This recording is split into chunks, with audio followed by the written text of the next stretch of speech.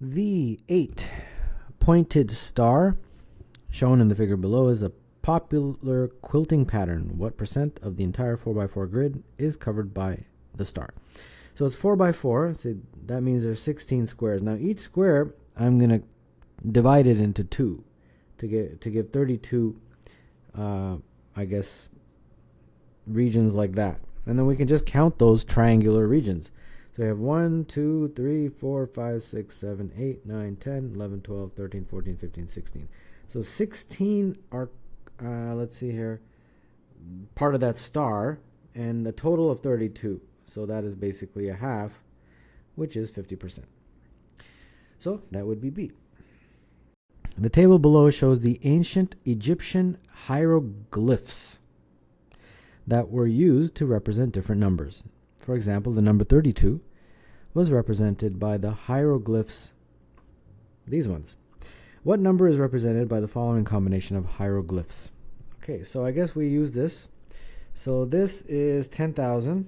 So let me just write that over here. There's 4 of these guys, so that's 400. Then 2 of these guys, which each are 10, so that's 20. And then finally 3 of those, which are 1 each, so that's another 3. So adding these up to be 10,423. And that would be choice B. Buffalo Shuffle is a card game in which all the cards are distributed evenly among all players at the start of the game. When Anika and 3 of her friends play Buffalo Shuffle, each player is dealt 15 cards. Suppose 2 more friends join the next game. How many cards will be dealt to each player? So initially we have Anika and then 3 of her friends, right? And they're each player is dealt 15 cards. So 15, 15, 15, 15. Okay, so that's a total of 60 cards. And then what they're saying is you add 2 more friends, so friend number 4 and friend number 5, and then you follow the same rule, which is everybody gets an even number. So all the cards is 60. So now we have 1, 2, 3, 4, 5, 6 people. So the 60 cards have to be distributed among 6 people. So it'd be 60 divided by 6, which is 10. So each would then be dealt 10 cards each. So the answer is C. Lucius is counting backwards by 7. His first 3 numbers are 193 and 86. What is the 10th number? Okay, so let's do this. 100, 93, 86, 79, 72, 65, 58, 51, 44, 37. Okay, let's see if we've done 10. 1, 2, 3, 4, 5, 6, 7, 8, 9, 10. And therefore, that is the answer, which is B.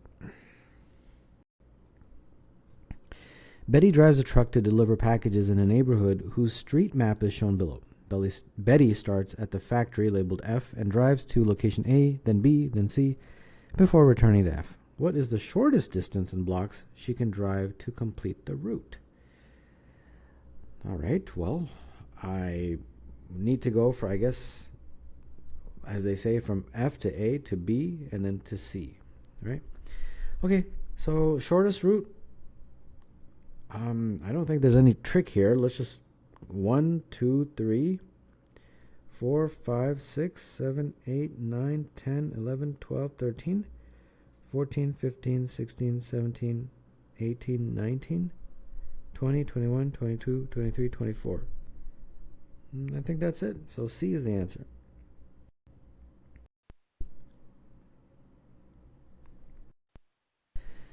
Sekho writes the numbers 15, 16, 17, 18, 19. After he erases one of his numbers, the sum of the remaining 4 numbers is a multiple of 4. Which number did he erase? So if you take these numbers, the total is 85, right? So we have to remove one number, and then that number has is a multiple of 4. Okay, so well, what's a multiple of 4? I guess we just have to do trial and error here. 64 is a multiple of 4. Let's see what that does. That would give me x equal to 21. But 21 is not one of these numbers, so that didn't work. How about let's try 68. That would give me x equals 17. That works. Okay. So basically what they're saying is that you had these numbers, and then you removed the 17, and then when you did, the remaining numbers added up to a multiple of 4. And 15 plus 16, 31. 31 plus 19 is let's see here, 50, and then 50 plus 18 is 68. So that pretty much makes sense. And therefore he erased the 17, and therefore number 6 is C.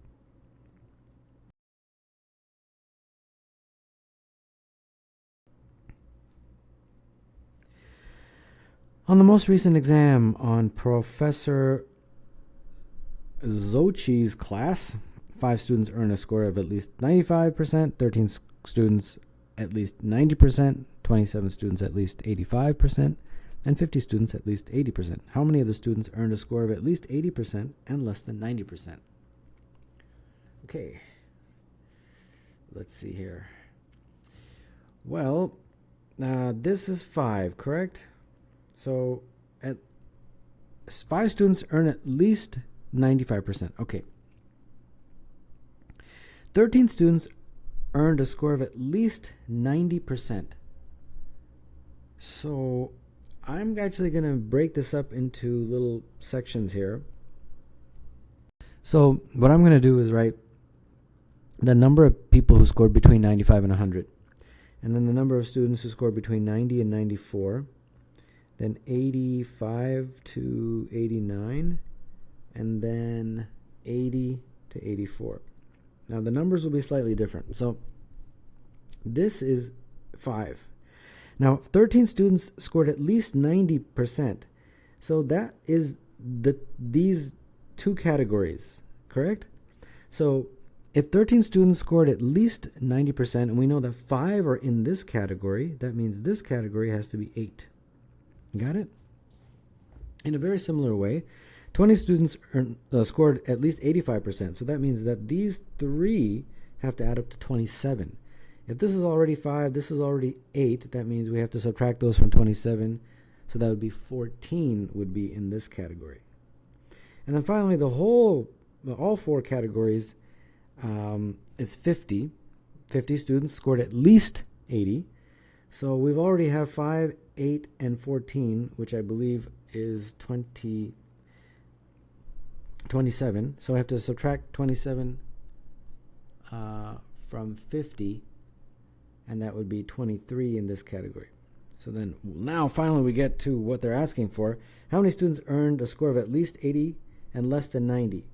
So they want these guys, and therefore that would be these 2, and when we add those up, that would be 37.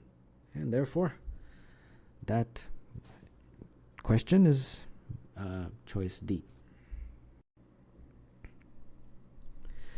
Isaiah cuts open a cardboard cube along some of its edges to form the flat shape shown on the right, which has an area of 18 square centimeters. What is the volume of the cube in centimeters? Okay, so let's just call this side x and that side x. So each of those squares would be x squared in terms of its area, correct? But there's 6 of them, so 6x squared. And they're saying that is 18. Okay, so let's just calculate this. So that would be 3, so x would be root 3. Now they're saying the volume of the cube, this guy right here, the volume of a cube is given by, well, since each side is labeled x, the volume would be equal to x cubed. So that'd be root 3 cubed, and that's 3 root 3. And 3 root 3 is A.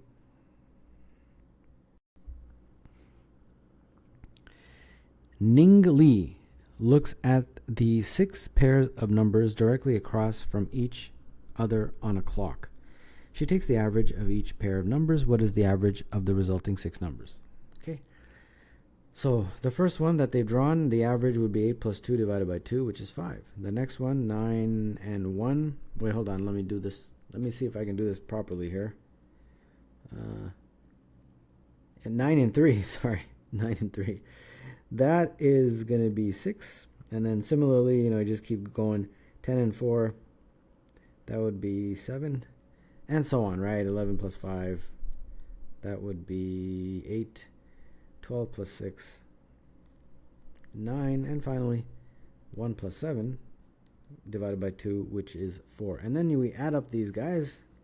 And when you do 4 plus 5 plus 6 plus 7 plus 8, so 13, 30, 39, I believe, right?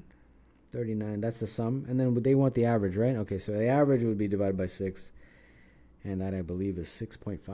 6.5 is choice B. In the figure below, ABCD is a rectangle with sides AB 5 and AD 3. Rectangle ABCD is rotated 90 degrees clockwise around the midpoint of DC to give a second rectangle. What is the total area in square inches covered by the two overlapping rectangles? Okay. All right, so let's label this first. AB is 5, AD is 3. Okay, so this side right here is exactly the same as this side. And that side is half of this, so that would be 2.5. And therefore, that's 2.5. This side is the exact same as AD, right? So that's 3. Hold on. Let me think about that for a second.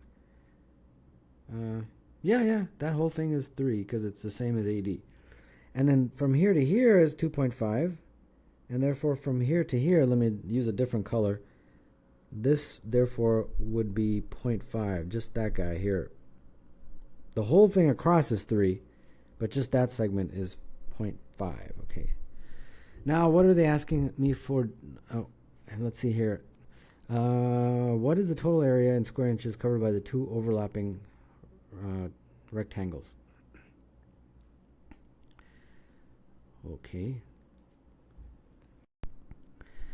I think, okay, I got it. The whole thing, the total, okay, I for some reason, I'm just looking at the shaded region. That's getting me confused, but okay, I got it. So the total area, obviously, would just be 3 times 5. Or hold on, 1 second. No, I'm right. I don't know why I second guessed myself. 3 times 5, which would be the first rectangle. And then you add it 3.5 again, 3 times 5 again for the second rectangle, right? The first one is, let me use a different color. This is the first one, right? And then the second one would be this guy. But here's the thing. They overlap and have a common area. So that common area has been counted twice, and therefore we have to subtract it once from this total. So you'd have to subtract that. Now that's why these dimensions were important. So it would be 2.5 times 2.5. There we go. And then that's how we're going to do this. So this will be 15 plus 15 minus, what's 2.5 times 2.5? 6.25. So it's 30 minus 6.25, so 23.75. And therefore that is D.